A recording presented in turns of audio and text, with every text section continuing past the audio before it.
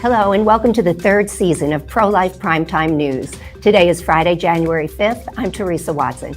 And I'm Leslie Palma. We started the show the week Roe v. Wade was overturned in 2022, and there's been no shortage of pro-life news since then. Thanks for staying with us. In our top story tonight, we'll take a look at the abortion landscape, which is still changing nearly a year and a half after the fall of Roe. Kelsey Pritchard from Susan B. Anthony Pro-Life America will join us to help us prepare for what's ahead. Republicans' majority in the U.S. House of Representatives is shrinking as another GOP congressman calls it quits. Theresa will tell you all about it in political news in a nutshell. Why are women who are not pregnant choosing abortion? Leslie will explain in Abortion in the News. We'll close with a story about a life-saving procedure the left labels junk science that led to the birth of a sweet little baby boy named Dexter. Please stay with us. As the new year begins, the unborn are protected from abortion in 14 states, and another 7 states have laws protecting babies when a heartbeat can be detected, or at 12 weeks or 15 weeks gestation. But at least 38 lawsuits have been filed challenging protective laws in 23 states, so the situation can change dramatically. States with no or few limits on abortion spent 2023 repealing laws already on the books, as in Minnesota, where 24-hour waiting period and parental notification laws were scrapped, and Michigan, where laws regulating abortion facilities were deemed unnecessary and repealed. As we head toward the November elections, abortion extremists in Florida, Arizona, Nevada, Montana, Nebraska, South Dakota, and Missouri are hoping to put a ballot initiative in front of voters in an effort to invent a right to abortion in those states' constitutions. In the abortion-friendly states of Maryland, New York, and Colorado, lawmakers who control the amendment process have already succeeded in putting measures on the November ballot that would, in their words, enshrine abortion rights in those states' constitutions. So the abortion landscape remains in flux, as it has since the June 2022 Supreme Court decision overturning Roe v. Wade. To help us understand how the landscape could continue to change in 2024, we've asked Kelsey Pritchard, Director of State Public Affairs for Susan B. Anthony Pro-Life America, to join us this evening. Welcome, Kelsey. Thank you for having me. Well, Kelsey, I've read that conservative lawmakers in states that already have passed pro-abortion constitutional amendments could move to block those measures. Do you see any cause for optimism in places like Ohio, Kansas, or Michigan? You know, throughout the election in Ohio and Michigan, abortion activists there told people that their measure would not allow abortion all 9 months. They said it would not eliminate women's health and safety protections. Yet we see a bill in Ohio right now that would do both of those things. And Governor Whitmer in Michigan signed a bill that gets rid of the partial birth abortion ban and that eliminates health and safety protections for women. So, you know, I think conservatives should do everything they can to fight against measures in Ohio and other states that do these things because they are representing the will of the people. The unfortunate reality is that these ballot measures passed with a lot of deception. The abortion industry poured millions into these races. George Soros poured millions into those ballot measures to deceive people on what they actually do. And now in Ohio and Michigan, when they realize what they've actually passed, I don't think the people are for those extreme measures of allowing abortion in the 7th, 8th, and 9th month of pregnancy. And so, the lawmakers there, the elected officials there should do everything they can within their power to protect the unborn and to help women. In Kansas, particularly, there wasn't a pro-abortion ballot measure that passed in Kansas. Rather, it was a pro-life ballot measure that failed in Kansas. And they have a Democrat governor there, yet the legislature, last legislative session, they passed new funding for pregnancy resource centers, and they also passed a measure to protect born alive survivors, so infants who survive abortions, giving them the same protections as any other baby at gestational age. So it's promising that in Kansas they passed those things, even though the governor vetoed those measures. 2/3 of the legislature in that state overrode those vetoes and made some progress there in Kansas. And so, you know, we encourage those in Ohio and Michigan and other states to do whatever they can this legislative session and next year to protect babies however they can and to also help mothers. Well, the ballot initiatives are going to keep us all busy this year. And as you said, pro-life hasn't been very successful because of the big bucks from the other side. But do you have any advice for people in states where these questions will come up in November? I do. Get involved now and urge your elected officials, especially those who are Republican and those who say they're pro-life, to get involved right now as well in raising money and bringing attention to the issue to expose how extreme these measures are. I live in South Dakota, and a poll was just released recently that showed our ballot measure, the support and opposition for our abortion ballot measure is about even. And women, the majority of women, do not support the ballot measure in South Dakota. Now, why is that when we see poll after poll in some of these other states that shows wide support for ballot measures? Well, it's because Planned Parenthood and the ACLU are not supporting the abortion measure in South Dakota. There's been a lot of infighting with them and the group Dakotans for Health that is bringing the ballot measure. So guess what? They're not putting money into this fight here. And so we have much more of a shot. And so South Dakota just shows the other states what is possible when it's an even fight and when there isn't millions upon millions poured in by leftist outside groups. And so would urge people to contact your, if you have a Republican governor or any members of Congress who are Republican, in getting the word out now about these measures and in them leading the fight and raising the money so that we have a chance at defeating these extreme abortion measures. Well, Kelsey, this month, 37 state legislatures will open their sessions, with another 9 gaveling in next month. Do you expect to see many abortion-related bills being introduced in either pro-life or pro-abortion states? We do, and something that we are pushing for this legislative session is called pro-life safety net legislation. And that is legislation that supports mothers and families throughout the states. And that really rounds out the overall pro-life mission. We exist, of course, to protect lives and save lives of unborn babies. We also exist to support mothers and support families as they raise those babies. So we are supporting measures that give resources and any sort of support to pregnancy centers throughout the nation, which provide all sorts of support to mothers, whether it's through a free ultrasound or diapers or financial assistance. More states providing more resources to those centers is always a good thing. We also support some child care support as well. We know that daycare is very expensive for parents, for mothers. So states providing some sort of tax credit, getting creative about supporting child care services in their state. We support that. We also support child support starting when a baby is in the womb, and states passing policies for that, as well as some adoption reforms and creating a package of services that support adoptive mothers who give up their babies for adoption. Unfortunately, we can expect a lot of bad legislation in blue states this year, and some of that I think will be a tax on pregnancy resource centers, which is very unfortunate, and I think shows that a lot of our leftist Democrats have become not pro-choice, but now they are pro-abortion, not wanting women to have the true choice and the support of pregnancy help centers. So what do you have, what kind of advice do you have for passionately pro-life people who live in these abortion-friendly states? How can they continue to be a voice for the unborn? Yeah, I think, first of all, and this would be advice for anyone, anywhere who is pro-life, don't underestimate the power of prayer and that God is in control. And even though that we are in the battle right now, the war has already been won. And so pray for his intervention and pray for more victories. And, we're the underdog a lot of the time, but we have a righteous cause. And so asking for God's help every day and his guidance can never be overstated. And secondly, get involved however you can and pray about how to get involved, whether that's through just talking to your family and friends about why you're pro-life, whether that is volunteering at a pregnancy center, or is there a group of people that gets together to pray for women who are considering abortion, whatever form that takes. We all have a role to play, a part to play in ending this atrocity. And finally, I would say, think about the role that the national government could and should play in a national protection for unborn children.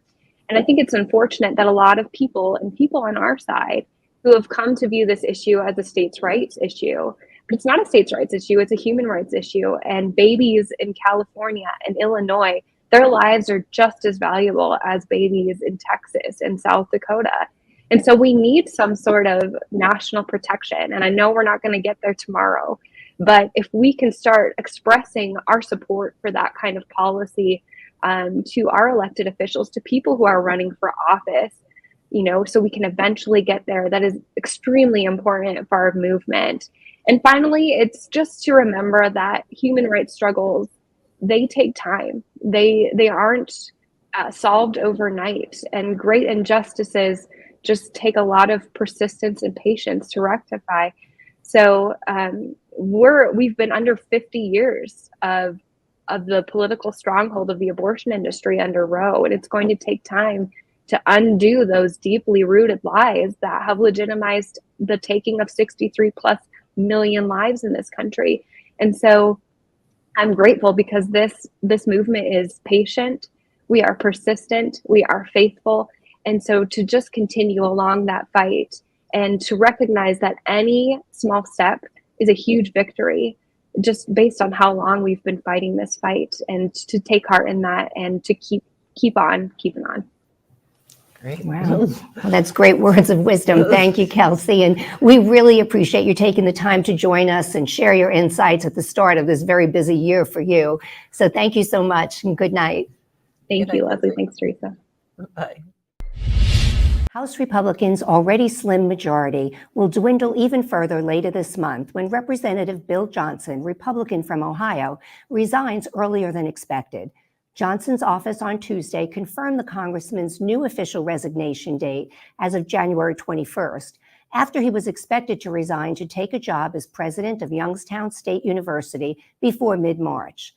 The resignation will leave the House with 219 Republicans, 213 Democrats, and 3 vacancies, meaning Republicans will be able to afford to lose only 2 votes on any party line measure, assuming full attendance. Currently, the Republicans have a 3-vote cushion, with the resignation of former Speaker Kevin McCarthy, Republican from California, on December 31st, and the expulsion of former Representative George Santos, Republican from New York, accounting for the 2 other vacancies. A special election to replace Santos is set for February 13th. Election analysts at the nonpartisan Cook Political Report rated the special election as a toss-up. Former Representative Tom Suozzi, a Democrat who previously represented the district, is facing pro-life Republican Mazi Melissa Pilip, a Nassau County legislator. Pilip has a compelling personal story. Born in Ethiopia, she immigrated to Israel as a refugee at age 12 and later came to the United States after marrying her husband. They are the parents of 7 children. When asked about her position on abortion, she has said she is pro-life. Democrats, however, plan to make abortion a major issue in the special election. Suozzi's campaign website prominently features a section on reproductive freedom, stating Tom will always fight to defend a woman's right to make her own health care decisions. And in welcome news for Republicans, Representative Brian Higgins, Democrat from New York, is expected to resign from the House in February. He cited his frustration with dysfunction in Congress when he announced his resignation. Election officials say Robert F. Kennedy Jr. has collected enough signatures to appear on the 2024 presidential ballot in Utah, making the first state where the independent candidate and prominent anti-vaccine conspiracy theorist has qualified. Kennedy has met the 1,000 signature requirement needed to qualify for the Utah ballot and can officially file to run as a presidential candidate in the state before a March 5th deadline. Former President Donald Trump plans to skip a Republican presidential primary debate in Iowa next week and instead will hold a live town hall on Fox News in Des Moines. Trump avoided all of the 4 previous GOP debates as well, drawing criticism from his opponents, but little apparent blowback from Republican voters in early nominating states. Polls continue to show the former president maintaining a commanding lead over the rest of the GOP field. The next GOP debate will be hosted by CNN at Drake University in Des Moines on January 10th, just days before the Iowa caucuses on January 15th. Unlike the previous debates, the one in Iowa is not sanctioned by the Republican National Committee. According to CNN, only Trump, Florida Governor Ron DeSantis, and former UN Ambassador Nikki Haley have met CNN's qualifications to participate. That means the debate will be a showdown between Haley and DeSantis. And that's political news in a nutshell. Women across the country apparently are choosing abortion even when they are not pregnant. The mainstream media is gleefully reporting that a study published Tuesday in a medical journal found women across the country stockpiling abortion pills in case they get pregnant in the future and want to kill their babies. In September 2021, Aid Access, a company that sells abortion pills to women who have not been seen by a doctor, began selling the pills to women who are not pregnant in a scheme they call advance provision.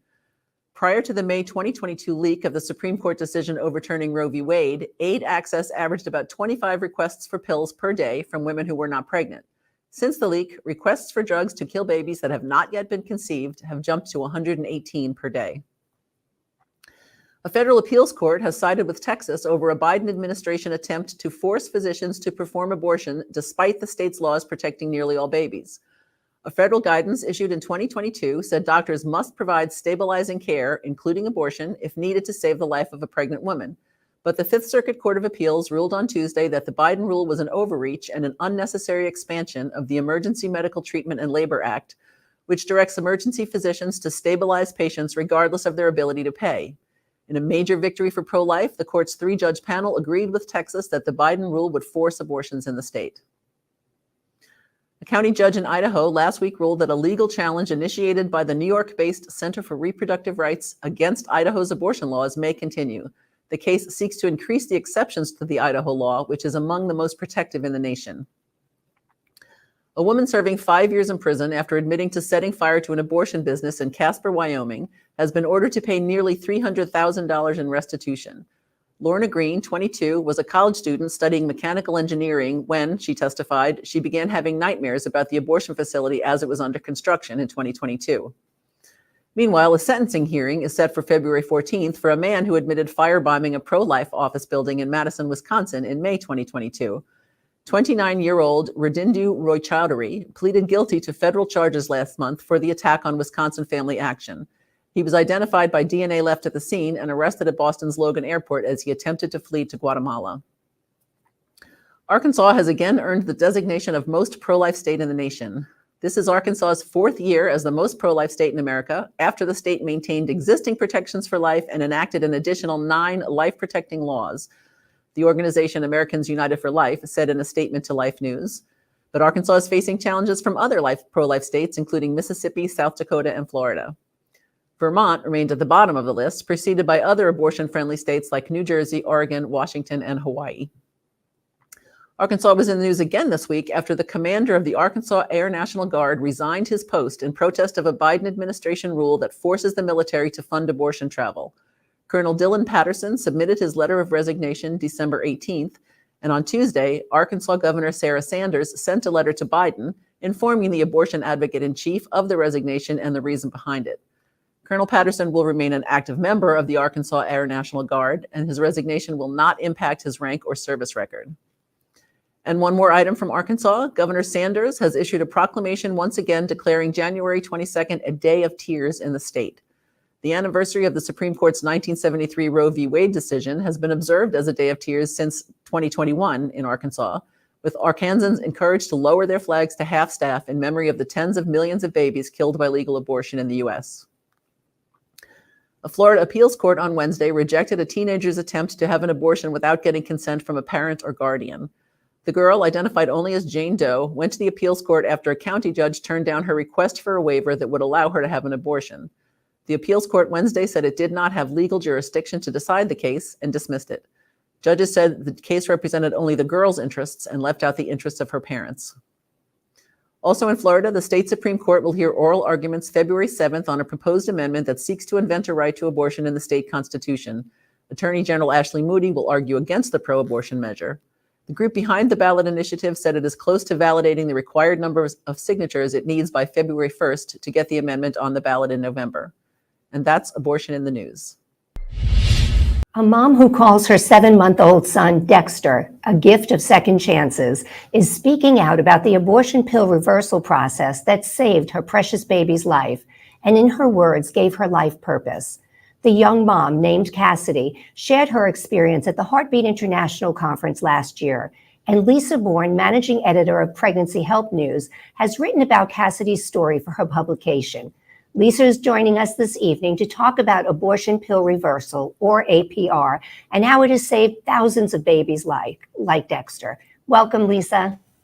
Thank you for having me. It's good to be with you. So, Lisa, tell us Cassidy's story and how you found out about her at Heartbeat. Well, Cassidy, like so many women, was facing an unplanned pregnancy, and she thought that abortion was her only choice, which is so unfortunate. So, feeling that she was backed into a corner, she took the first abortion pill, started a chemical abortion. She had shared her story through social media, hoping that other moms could be saved what she had gone through. Very often the moms who come to the Abortion Pill Rescue Network will be willing to share their stories, even if whether they've shared them out on social media or not. So she came in through the network to have a reversal. And then she was so moved, as many of them often are, to share her story so she can help spare other ladies from going through the same thing. So she even drove 10 hours last April while she was 38 weeks pregnant to tell her story at the Heartbeat conference. So, and Heartbeat is the manager of the Abortion Pill Rescue Network, being the largest network of pregnancy help in both the U.S. and globally. So usually when they come to the network, they develop a relationship within the network, whether that be through their original doorway in, which is their local pregnancy help center, or once they get into the network, which is managed by Heartbeat. So they can come to us any number of ways. But she was so moved that she has been telling her story ongoing with Heartbeat and outside of Heartbeat. That's great. Yeah. This young woman had a very special Christmas with her baby boy, but it's heartbreaking to think about other moms who don't know about APR. Can you tell us how it works and how many babies are alive today because of it? Yes. Cassidy did share with us her wonderful story at Christmas time because she is still so grateful and she is blessed that way. But like you say, so many other moms might not know about it. So chemical abortion, folks should know, has become the most prevalent form of abortion in the U.S. It's more than half. The statistics vary. So it's two drugs, mifepristone and misoprostol. Mifepristone blocks the progesterone in the pregnant mom's system, and that starves her baby of the necessary nutrients. A day or two later, when they take that second drug, that will cause the mother to go in labor and then deliver her deceased child. Abortion pill reversal consists of prescribing bioidentical progesterone after that first drug, mifepristone, is taken to counter mifepristone's effects. This is an updated application of a treatment that's been used since the 1950s to combat miscarriage. So it's in theory nothing new. I've known someone close to me whose progesterone levels were low in early pregnancy and had to take this treatment, not reversal, but had to take progesterone. So if a mom acts soon enough after taking that first abortion drug, not taking the second one, after taking the first one, then it may be possible to save her unborn child through abortion pill reversal. And statistics show to date that more than 4,500 lives and counting have been saved due to APR. Well, hallelujah to that. But the abortion industry hates abortion pill reversal, and the abortion-friendly media goes right along with them. How can we as a movement help spread the word about APR so that more moms like Cassidy will have a second chance? Well, first of all, educate yourself about it. It's widely known, but I'm still running into folks all the time that either they're pro-life and they may not know about this. So you can't do enough to talk about it, but educate yourself first. We report on it regularly at pregnancyhelpnews.com. If you go to heartbeatinternational.org and go to the Our Work tab, there's an APR tab within there that will give you all the information about the Abortion Pill Rescue Network, and then also abortionpillreversal.com, the actual website for APR. So that will give you some basics, and there's also Heritage House, which some folks may be familiar with. They have materials, printed materials that you can order, because a lot of the awareness raising is happening on the sidewalk, where sidewalk counselors will hand information to moms who are going in for an abortion, and they had no idea that they could change their mind. And this is one way of getting that information to them. Very often the moms come out and they on their own will go onto the internet and start searching. So talk about it, learn about it, become more involved as you can yourself as a pro-life advocate, and just let everyone you know about it. It's amazing. There are so many lives, and we can't get the word out strongly enough about this. It's so important. Yeah. Well, Lisa, thank you so much for joining us and sharing this beautiful story with our viewers. Abortion Pill Reversal offers a real choice to moms who change their minds about abortion. So we thank you for the work you do at Heartbeat and Pregnancy Health News. Good night, Lisa. Thanks for coming. Thank you so much for joining us on Pro-Life Primetime News, produced at Priest for Life headquarters in Titusville, Florida. If you like our show, please support us by making a donation to prolifegift.org. These donations help fund all of our work here at Priests for Life, which enables us to continue educating, equipping, and activating God's people to end abortion. For all your pro-life news updates during the week, please follow us on X at Pro-Life News Show. I'm Theresa Watson, Executive Manager. I'm Leslie Palma, Communications Director. Remember, life is the only choice.